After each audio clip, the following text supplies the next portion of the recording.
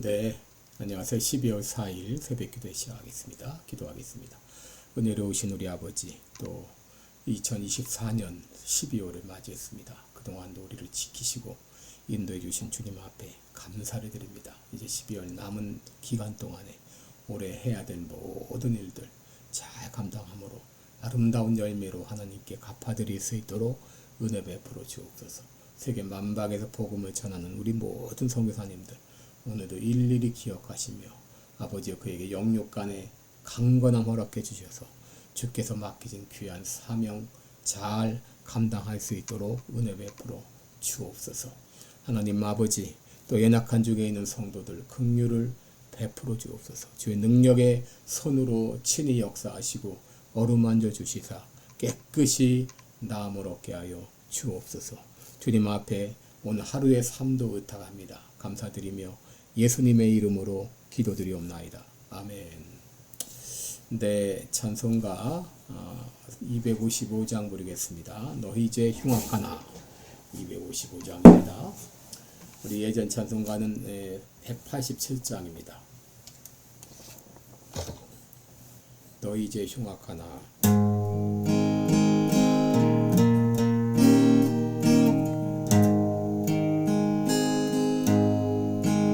너희 죄 흉악하나 눈과 같이 희겠네.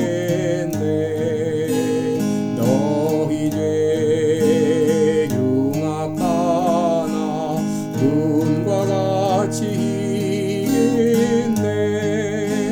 죄의 비 흉악하나 희게 되리라. 주홍빛 같은 내 죄 주홍빛 같은 내 죄 눈과 같이 희겠네. 눈과 같이 희겠네. 악한 죄 벗으라고 주님 너를 부르네. 악한 죄 벗으라고 주님 너를 부르네. 하나님 크신 사랑 아니 없어라. 악한 죄 벗으라고 악한 죄 벗으라고 주님 너를 부르네.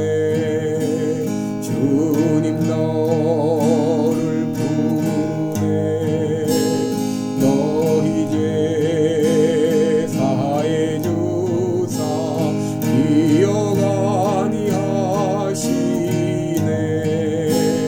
너희 죄 사해 주사 기억 아니하시네.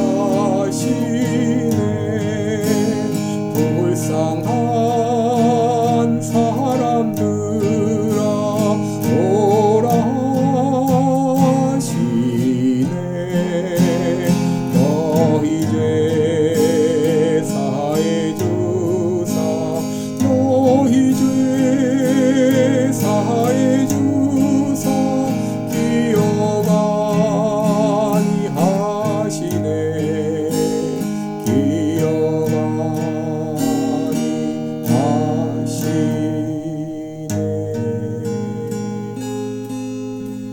아멘. 네, 우리 오늘은 창세기 4장 13절부터 13절로 15절까지 보겠습니다. 창세기 4장 13절부터 15절까지 제가 봉독해 드립니다. 가인이 여호와께 고하되 내 죄벌이 너무 중하여 견딜 수 없나이다. 주께서 오늘 이 지면에서 나를 쫓아내시온즉 내가 주의 낯을 배웁지 못하리니 내가 땅에서 피하며 윤리하는 자가 될지라. 오른 나를 만나는 자가 나를 죽이겠나이다. 여호와께서 그에게 이르시되 그렇지 않다. 가인을 죽이는 자는 벌을 7배나 받으리라 하시고 가인에게 표를 주사 만나는 누구에게든지 죽음을 면케 하시니라. 아멘. 네, 우리 오늘은 카인의 후회 이런 제목으로 말씀을 나누겠습니다. 여러분 오늘 본문은 하나님께서 이 가인에게 형벌을 내리셨을 때 가인이 보였던 반응을 보여주고 있습니다. 하나님께서 가인에게 내리셨던 형벌은 땅에서 저주를 받을 것이다. 또 밭을 갈아도 땅이 다시 효력을 내지 못할 것이다. 그리고 땅에서 유리하는 자가 되리라 라고 그렇게 저주하셨습니다. 여러분 이렇게 하나님이 말씀하시자 가인이 대답하죠. 13절에 보시면 내 죄벌이 너무 중하여 견딜 수 없나이다. 하나님께서는 이 심판을 말씀하시자 그 마음에 두려움이 엄습해 왔습니다. 여러분 이 두려움과 불안은 이 죄지은 인간들의 공통적인 현상입니다. 겉으로는 편한 척하고 또 담대한 척하지만 사실 그 마음에 평안이 있을 수가 없는 것이죠. 이 가인은 자신이 받을 형벌을 생각하니 너무 고통스러워서 하나님께 호소합니다. 14절을 보시면 주께서 오늘 이 지면에서 나를 쫓아내시온즉 내가 주의 낯을 배웁지 못하리니 내가 땅에서 피하며 유리하는 자가 될지라 물은 나를 만나는 자가 나를 죽이겠나이다. 여러분 여기 오늘이라는 이 말 이것은 하나님의 심판이 급작스럽게 이루어짐을 보여주고 있습니다. 여러분 지금 악인이 횡행하며 판을 치고 의인은 숨을 죽이고 있는 것 같아도 여러분 하나님의 심판은 순식간에 이루어집니다. 순식간에 이루어져요. 여러분 가인이 어떤 형벌을 받았습니까? 첫째로 하나님의 면전에서 쫓겨나는 형벌을 받았어요. 이것은 하나님으로부터 분리되는 것이고 하나님의 임재와 은총의 상실을 의미합니다. 영적인 형벌이죠. 둘째 형벌은 육신적 형벌입니다. 자신이 직접 경작했던 땅으로부터 버림을 받는 것인데 이것은 생계 수단을 잃어버리는 것을 말하죠. 셋째 형벌은 사회적 형벌입니다. 땅에서 피하며 유리하는 자가 될지라.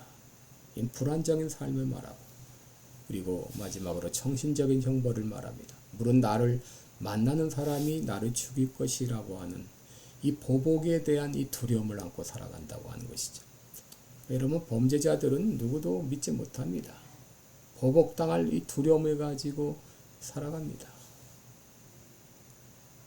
이처럼 이 죄지은 인간들은 영적인 형벌, 육신적인 형벌, 사회적인 형벌, 그리고 정신적인 형벌을 안고 살아갑니다. 여기 나를 만나는 자가 이런 말이 나오는데 이것은 이제 아담의 가족이 많아졌음을 의미하는 것이죠. 혹시는 당시 가인과 아벨밖에 없었는데 아벨은 죽고 가인이 누구를 두려워했다는 말인가요? 했는데 여러분 이 아담이 벌써 그때 지어진 지 130년이 되었을 때이고 당시는 번식력도 높을 때이고 아담과 하와는 가인과 아벨의 많은 자녀를 낳았을 것이고 또 자녀들이 또 자녀들을 낳았을 것이고 많은 사람들이 생겨났을 것입니다. 4장 17절에 보게 되면 가인이 성을 쌓았다. 이 구절을 통해서 이미 그때 작은 도시가 형성되었음을 알 수 있는 것이죠. 이렇게 가인이 두려움을 호소하자 하나님이 어떻게 하셨나요? 15절에 보면 그렇지 않다. 이 그렇지 않다는 이 말은 히브리어 라켄이라는 말인데 확실히 아니다. 이 가인의 흉악한 그 죄에도 불구하고 하나님께서는 가인을 보호해 주실 것을 약속하셨어요. 15절을 보시면 가인을 죽이는 자는 벌을 7배나 받으리라. 여러분 성경에서 7이라는 숫자는 완전수이죠. 바로 너를 완전히 지켜주리라. 완전히 보호해 줄 것이다. 만약에 너를 해하는 사람이 있으면 내가 완전히 심판할 것이다. 누구도 너를 건드리지 못하게 할 것이다. 라고 말씀하신 것입니다. 그리고 하나님께서는 그 약속에 대한 증표를 주셨어요. 여기 표라고 하는 건 이 오스라는 말인데 어떤 이 표지 막 그런 말합니다. 이 표가 어떤 표인지 알려져 있지는 않지만 어쨌든 사람들이 감히 가인을 해하지 못하도록 하나님의 심판을 상기하는 어떤 마크, 어떤 표였을 것이다. 그렇게 생각할 수 있습니다. 여러분, 우리나라 소설가 중에 황순원 씨가 지은 카인의 후예 이런 소설이 있죠. 그는 그 소설에서 우리 모두가 바로 아담의 자손이요 카인의 후예라고 하는 것을 말합니다. 동생 아벨을 죽인 가인과 같이 우리 역시 마음으로는 사람을 죽였고 사람을 미워했습니다. 요한일서 3장 15절에 그 형제를 미워하는 자마다 살인하는 자니라고 했는데, 여러분, 그런 의미에서 우리 모두가 이 카인의 후예인 것이죠. 그럼에도 오늘날 우리가 이렇게 살아있는 이유가 무엇입니까? 그럼에도 불구하고 베푸시는 하나님의 사랑과 긍휼과 자비 때문입니다. 가인만 심판을 받은 것이 아니라 우리도 심판받아야 마땅한 존재들이었죠. 그럼에도 가인을 보호해 주셨던 그 하나님의 은혜가 오늘도 우리를 보호해 주시고 인도해 주시는 것이죠.